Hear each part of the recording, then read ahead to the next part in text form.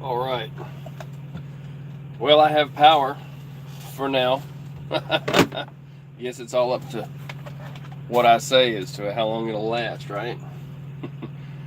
Yeah. So they cut me down pretty good the other day. Let's see what happens. I think it'll be favorable conditions for a good live.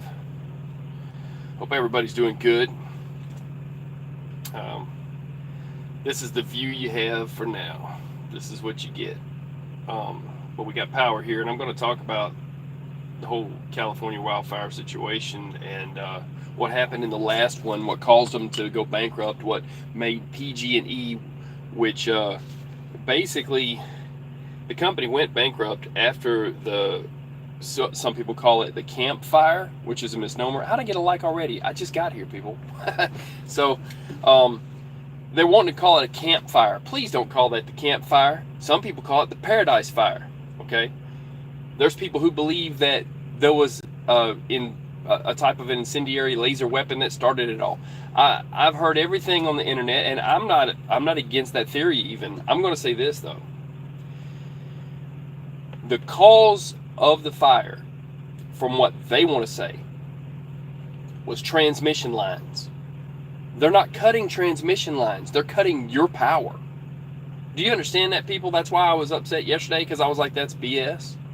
Seriously, it's not going to solve anything. I've got real solutions. All the way down to a fire line plow, which you may not be aware of, but they exist. I worked for a company that used to build them. I know what I'm talking about, when it comes to that kind of stuff. There's forestry equipment. They need to cut the whole place into a grid pattern, people. They need to quit worrying about the deer population and start worrying about the people population. Who's with me on that? You could click like on this video just for that sentiment. Instead of being a tree hugger and worrying about the tree's going to burn, cut a grid pattern. Use concrete if you have to. Use fire line plows. There's forestry equipment available to cut a grid pattern. Then you can see it from GPS from outer space, and you can plan where you're going to drop water because you can see it where it's burning. Through the smoke, you'll see the heat if you have a grid pattern and if you have sensors. Look, they can put sensors on the power lines out there and tell when the big transmission lines lose power, and they'll be able to tell where they need to isolate that power, that it might be a fire hazard. Everybody on the same page now? Cutting the transmission lines, if there used to be a transmission line that caused a fire, makes sense. Cutting power to everybody's house does not make sense. They even put out flyers during that so-called campfire. It makes it sound like there was campers. I'm not calling it that. The Paradise Fire, because there was 40,000 people that lived in that area. 40,000 people. Out of those 40,000 people, 85 people died.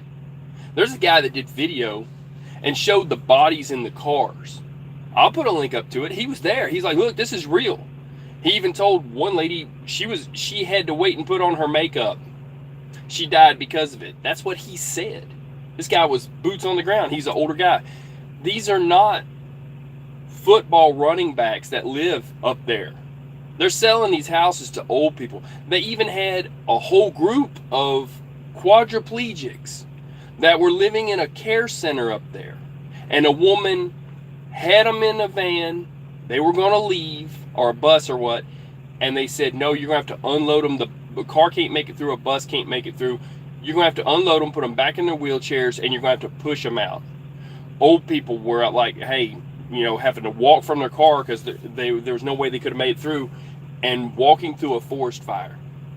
Now, the forest fire itself, other than that road, was traveling, they said something like, I think they said something like 8 football fields in a minute, which is, what's up, horsefly? Which is faster than a human can run. Even the fire department says you're not outrunning that fire. Okay, even in a car, they were saying something like within inside of an hour, 80,000, I think they said acres. I'm not sure the exact numbers. It was like 80 acres a minute is what I do know. 80 acres a minute.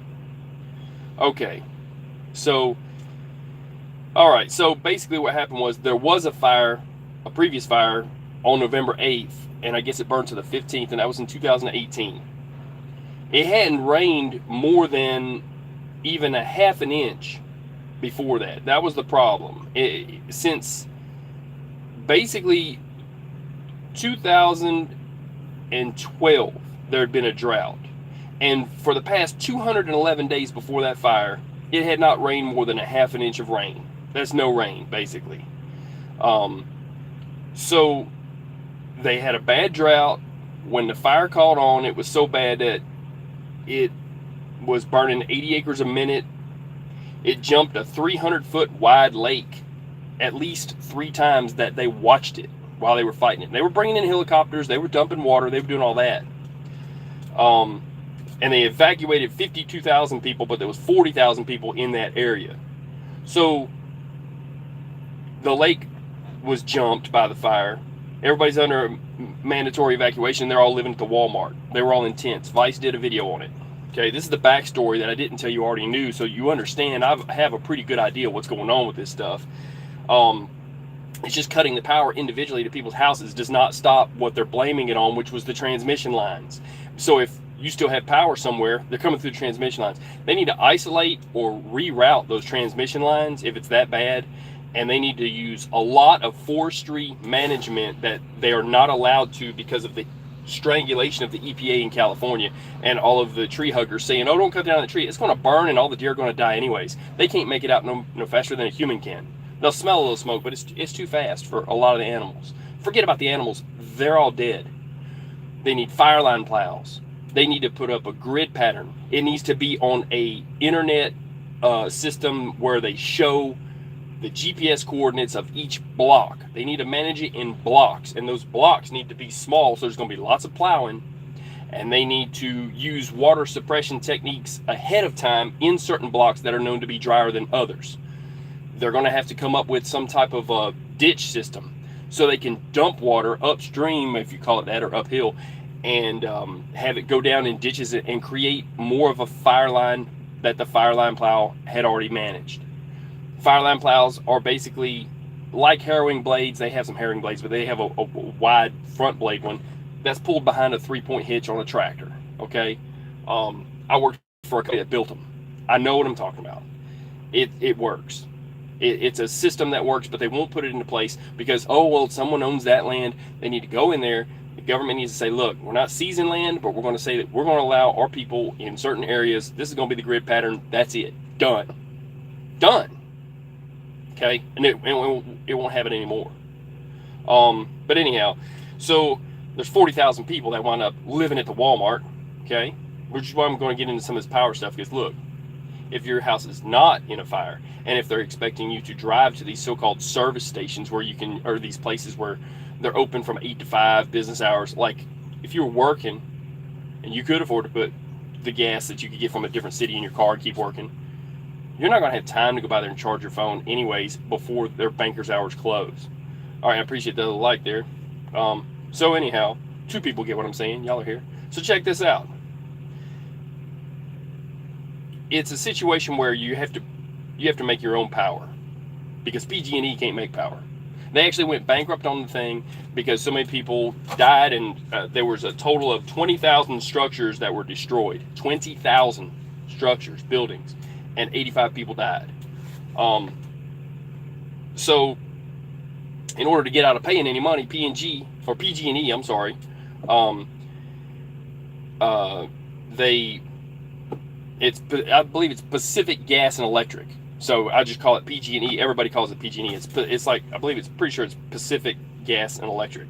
So they went bankrupt, and the judge ordered them, hey, look, next time, if you're going to operate under this bankruptcy, they're operating under that bankruptcy, I guess, or whatever. Then, or they paid it off, either way. Then you're going to have to cut the power next time. Well, even during that event, they sent out flyers a day ahead of time that one resident brought out, and there's a video of it. He says, look, they said they might cut the power, but they never cut the power.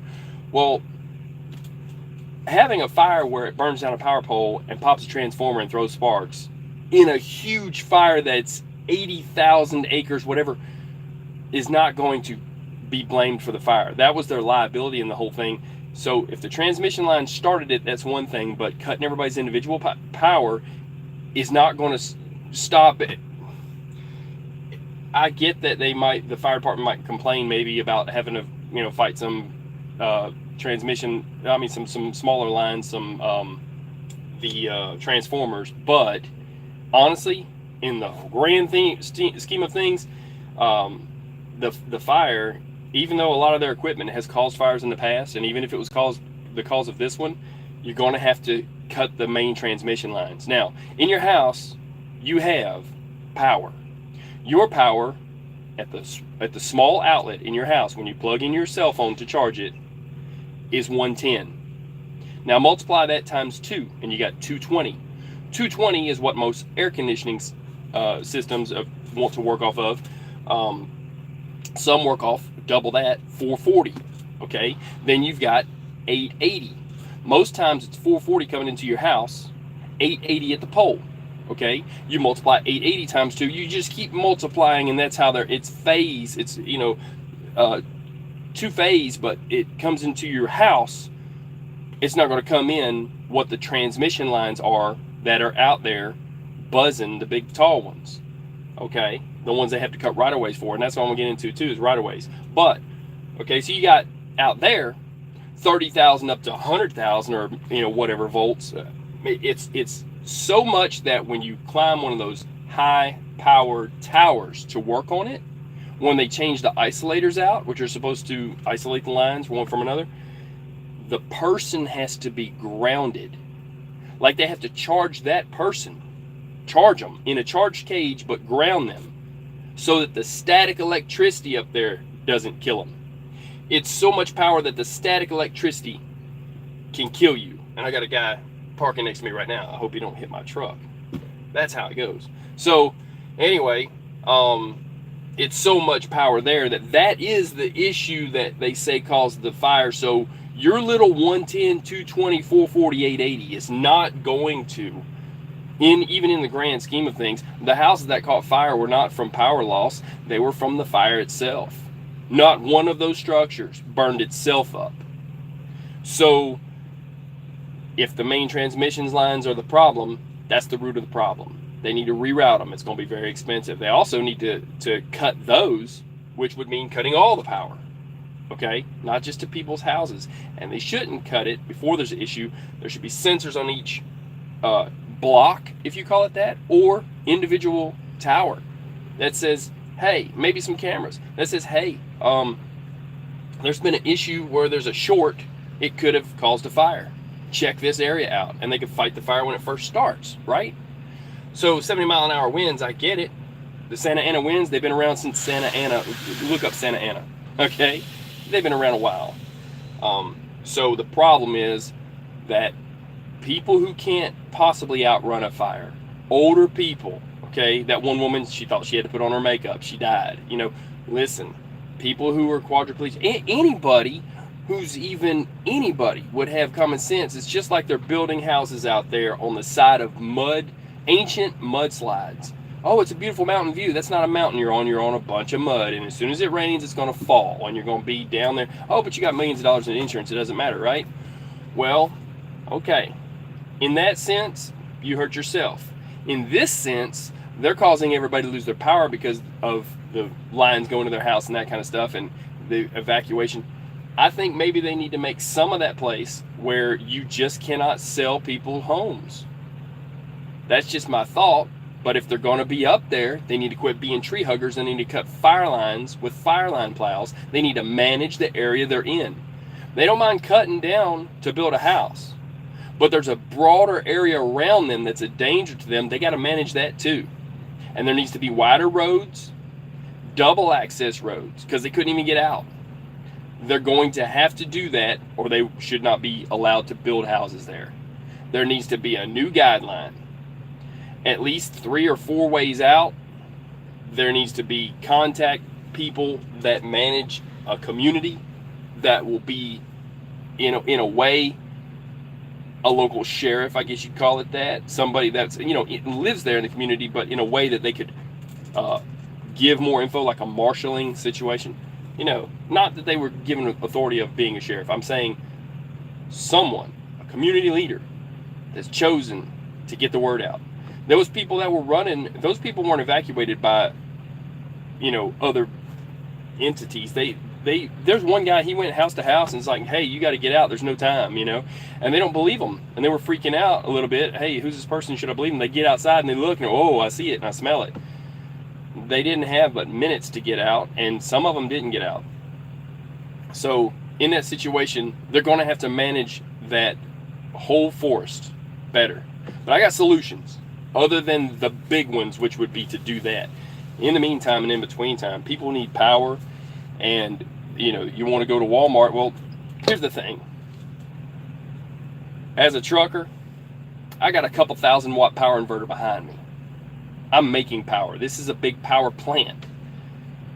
That's what power's made from, is diesel generators anyways. At most places you got coal-fired places, but look, you're sitting on a power plant if you're an 18-wheeler. We hook up power inverters and mount them full time. I got one in the back, okay? A couple 1,000 watts. Actually, if I could show it, look, check this out. If you people don't mind, we'll figure this out. See if I can show it back here. Maybe I can, maybe I can't. Right there, power inverter, full time. This is the one I showed in the video that I was going to show. Okay, you understand where I'm at, people? This is what I'm teaching. This is a cigarette lighter plug. That one's hardwired. This is what you want. Okay, this one's very worn because I've been beating it around, but I haven't used it much. Okay, and it's like a 300 watt or 250, more than enough for a laptop, and that's what you got on the other side. This is for people that have not been interested in it. They think they can just pay their power bill, but they've found themselves at a point where, oh, now I need to learn something. Yeah, you do. So 110, just like house current, but it's not going to power your refrigerator. It's just going to power, I think it's short of a drill gun. Okay, that's where I measure things. You're going to need 450 watts, and you can run a drill gun, and it'll take the load. You drill through a 1/4 inch of steel with a 450. Those clamp with with alligator clamps to a battery. This one goes to a cigarette lighter plug. Okay, are they showing you this on the news? Yeah, they're really not. Okay, you can pick you up one of these, probably about 50 bucks or less. Some of them are 29. They have smaller ones that are strips that have a cigarette lighter plug, because this is for a car, and it will take current from your car, but it's not going to kill your battery. You start it up every once in a while, but you can charge your cell phone all day long on one of them smaller ones. But you need a cigarette lighter plug, because the alligator clamps, you got to pull your hood. You got to pop your hood and put it on the battery. That's kind of dumb for what you're trying to do. Now, further than that, let's get up here, see if we can get this remounted, because I done started some mess and put this on the back. All right, back to my mount, if I don't hit any buttons that messes stuff up. Okay, I got solutions for you people. All right, the smallest one that I have two of them. The smallest one, what's it called? It's called a power inverter. Okay, these are the smallest ones that I have, and I've got two, and I keep them charged. I think I've got another one in the back. These things are great, but they're just one-shot wonders. They don't keep what you need. I do not like these. There's a reason that I have more than just these two. Yeah, you're welcome. It's because these things, to me, I hate them, and to me, they're useless. But in a pinch, this will charge a phone, I think, twice or something. But I like this. Okay, next to that, I would go, it's a hard call, okay, but I would go with this. It's got a flashlight in it, and when I hit this button, the lights come on. It lets you know it's fully charged because there's 4 bars, and then you hit it and hold it again. See, somewhere in here there's a flashlight. Maybe I'll hold it. There we go. Flashlight, okay, and then that's the USB. It's called a mini USB for a cell phone, okay. All right, and you can get adapters if you got the Apple, whatever. This one's for, I run Android because they don't need permission to play my music. I got crazy music that's nobody has, and you're not going to find permissions or rights to use it on Apple. So nothing against Apple, but you could charge Apple with one of these. You see how it plugs into this mini USB. You're going to have the other end is going to have to be for an Apple phone. Now, that's where you would, I'm sorry, this is where you plug in the USB for your phone. I'm sorry, this is the side you plug in to charge your phone. It's got a place for a lanyard. Then this side over here is the one that you charge it with. Now, this is good. I like it. I dig it. I think it'll charge my phone probably about 4 times or maybe more, and it's been good. But there's off-market ones that I had one that about caught on fire. It was smoking. I didn't like it. It was camouflage. I don't know who made that, but this one's a good one. Celltronics. These are tried and true from me. The next one up would be this. I like this a lot, but it's still not what I want. You hit this button, well, you see it, it'll charge a couple of phones at the same time, and that's where you plug it in to be charged, but 2 of them at the same time, and I think it'll even charge a laptop, I'm not sure. I hold this button in and I let it go. Right now it's at 0. See, I need to charge it. I killed it out last time, changing the guy's turbo. I put it, that was live. I showed y'all that. I had on life support. This is what I call the life support for my phone. So, but it tells what it has. Usually it's at 100. I'm fixing to charge that up. Those are charged though. My point is this. They have them nowadays that are even better than this, and the one that I want and the one I'm going to get. It looks like this. It's a little bigger. It's a little thicker. It's probably twice that thick. It's a little bit longer, and it will actually jump start a car. And it's got, you know, a few of these ports, and those things are awesome. I don't know how many. This is just a battery bank. This is not a power inverter. This is just a battery bank. Okay, the other one I showed you is a power inverter.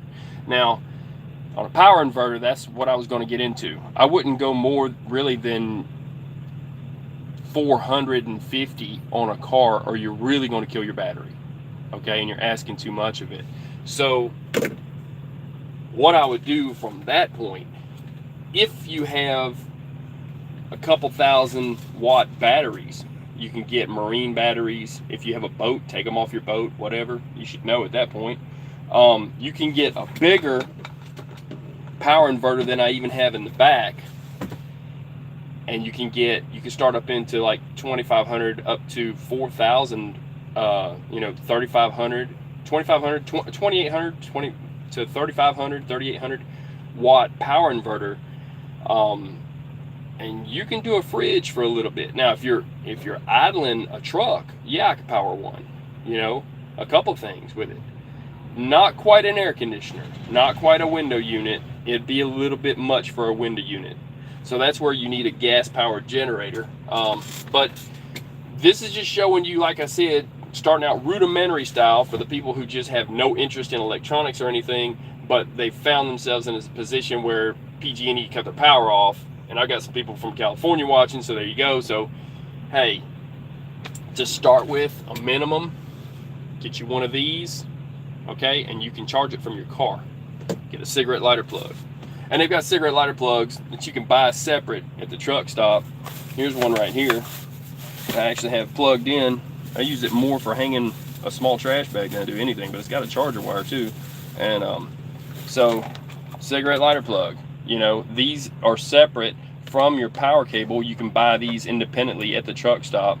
And I just taped over the light because it's annoying. But on this one here, this one being a 2.1 amp, you can get them, I guess, up to 4, I think. 2.5 I think is standard for most. So this is a little bit slower charge. So anyways, people, look, they're in the business of making money off power. They're not really in the business of providing it that well, evidently. And if it catches on fire, they go bankrupt, and hey, sorry, but yeah, we're not liable. There needs to be a better way out there.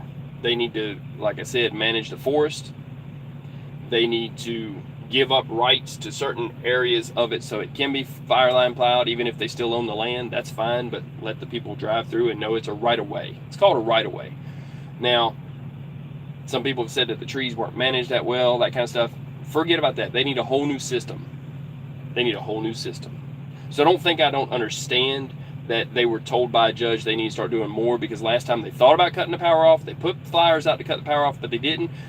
But in the end, if they cut off the power to all the houses, that high line power would still have caught it on fire. And it still could, because they haven't killed it yet. So there's still a fire danger. And if this thing burns up, and if the whole place burns up, right? You heard it from me. Nothing they did is stopping what could happen? Nothing. Not if the cause of the fire in the first place, before it got to those transformers that popped and all this, if the fire in the first place was started down the bottom of a hill and everything burns up, okay, and the Santa Ana winds carried up, but it burned up the side of a mountain, okay, if it started down there last time, it will start down there again. That's all there is to it. Same winds, same fuel, and it's dry. So they've been fighting a drought out there for a while. So like I said, they're going to have to come up with fire suppression systems, but at the very least give rights to fire line plows and to be managed in a grid system. If they've got it on GPS and maybe even put out heat sensors, hey, they burn up, then you know you got to fight it there, right? They could do a lot with the technology they have, but instead they line their pockets with the power money, and then they go bankrupt, so they don't have to pay anything out there either, and they're still operating. So they're gonna have to eat the cost, and there is preventable ways, like I said, to fire line plow. That's the bottom line. But I hope you found this informative. I just want to do a little something here, because I know that not everybody is going to be interested in, care about, or know anything about a power inverter. And this, like I said, this is a power inverter, and this is what you're going to see on the other end, just like your house. It's output 110, okay, and then you just plug it into the cigarette lighter plug and hit the button to turn it on. That's it, and then you got power. Now this one makes a little racket, but most of them are quieter. So people, any of them work. They've got power strips that are cheaper. Don't buy them at the truck stop. Don't buy them at the truck stop, people. They're expensive there. Get it at Walmart.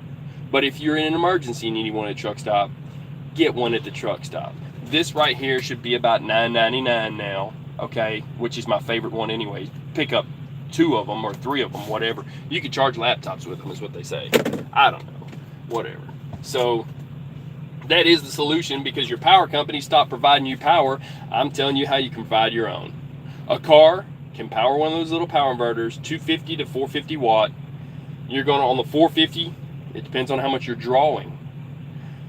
But, and now on a laptop, they talk about clean power. Don't order one from China, because a lot of them can put out what's called dirty power, and it could surge, and it could actually fault out or even burn up a laptop or whatever. I mean, that's what they say.